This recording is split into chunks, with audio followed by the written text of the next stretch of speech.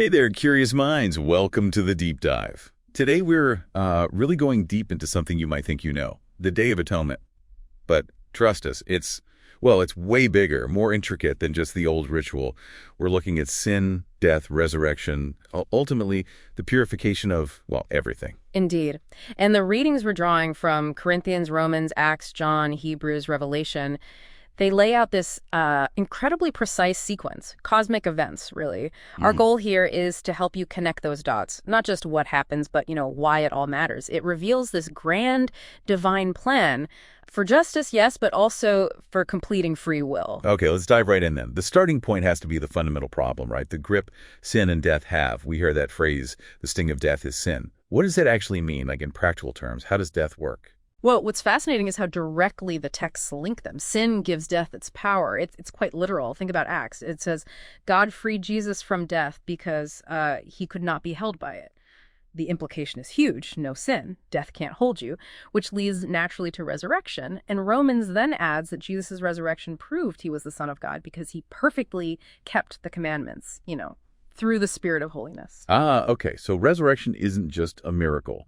It's proof. Yeah. Like evidence. And this leads to something the texts call the first resurrection. Corinthians mentions this sudden change, right, at the last trumpet.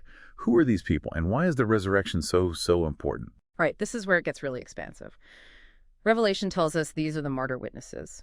Essentially, those who died, defending God's word, his commandments. Their resurrection is the undeniable proof that, yes, the commandments can be kept, even if it costs you your life. Now, this is absolutely vital, because it establishes God's law as a true, just standard for judgment. John mentions this, the word itself judges.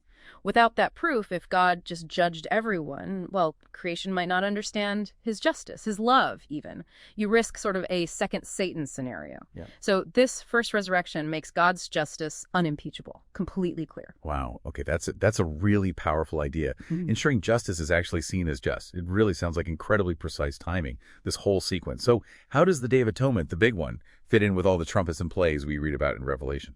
Yeah, the timing is specific. The texts indicate the last trumpet, which Revelation identifies as the seventh trumpet sounds, when that specific number of martyr witnesses is complete. That moment signals their resurrection, their transformation. And that event kicks off the preparations for the cosmic Day of Atonement. You see it in Revelation chapter 8 with the incense before the throne. That's described as covering the throne. It signifies starting the purification of creation itself from sin. The goal is perfecting free will, so everyone loves God without any doubt lingering. And that seventh seal, it actually covers both the trumpet festival events and this Day of Atonement. Okay, so the trumpets announce it, the witnesses rise, the incense goes up. What does this actual cosmic Day of Atonement involve then? You mentioned the Old Testament rituals are like blueprints. Exactly, yeah. Leviticus 16, the original Day of Atonement, it's a powerful shadow, a template for this future reality. Think about it. The incense in Leviticus. That foreshadows the incense at the seventh seal in Revelation, the atonement of the most holy place in the tabernacle. That finds its fulfillment, its reality, in the 7 plagues poured out on earth described in Revelation 15. I see the parallel. Then there's the atonement of the altar in Leviticus. This corresponds to the judgment of the beast and his armies in Revelation 19. Okay.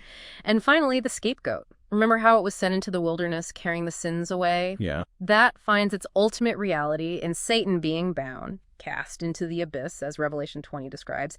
It's taking the source of the rebellion out of the picture. So essentially, after the first resurrection and the 7th trumpet, Jesus begins cleansing the actual sanctuary, the heavenly one, from sin's effects while the plagues happen on earth. It's this whole sequence perfectly orchestrated to finalize free will and ensure God's justice is understood by everyone. So pulling it all together, the Day of Atonement isn't just some past event. It's this massive future culmination involving resurrection, judgment, purification, all to make God's love and justice completely clear. Exactly. Which, leaves us with something pretty profound to think about. If the whole point of all this incredibly detailed atonement process is the perfection of free will, leading to a love for God that's completely freely chosen without any doubt, what does that tell us about what true freedom really is? And maybe what does it suggest about the future state of all creation? Something to mull over. Definitely something to think about. Thank you for joining us on this really enlightening deep dive.